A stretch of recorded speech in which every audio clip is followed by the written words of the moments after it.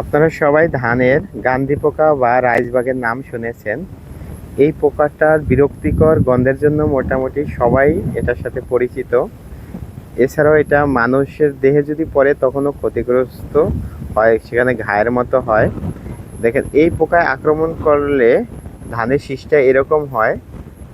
এগুলো ধানের শীষ থেকে দুধ চুষে চুষে খায়, পরবর্তীতে ভিতরে কালো ভাব হয়ে যায়, অথবা ধান চিটা হয়ে যায়, অথবা ধান যখন মোটামুটি শক্ত ক্ষীর অবস্থায় পৌঁছে তখন এটা যদি এই ধানের শীষ আক্রমণ করে অর্থাৎ ধান আক্রমণ করে, তখন দেখা যাচ্ছে সেটা চাল কালো হয়ে যায় এবং চাল তিতা হয়ে যেতে পারে।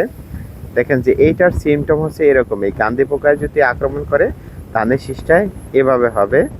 গান্ধি পোকায় আক্রমণ করলে সাধারণত আপনারা কীটনাশক দিতে পারেন যদি বেশি আক্রমণ হয়, আর যদি কম আক্রমণ হয় সেক্ষেত্রে বলা হয় যে ধানের ক্ষেতের মাঝে মাঝে যদি আপনারা শামুক ঝুলিয়ে রাখেন অথবা পচা মাছ অথবা টায়ার পোড়ান, তাহলে হচ্ছে এই পোকাটা দুর্গন্ধে টিকতে পারে না। আমি বলি যে এই গান্ধি পোকা নিজেই একটা দুর্গন্ধময় পোকা, অথচ এ কিন্তু গন্ধ আবার সহ্য করতে পারে না।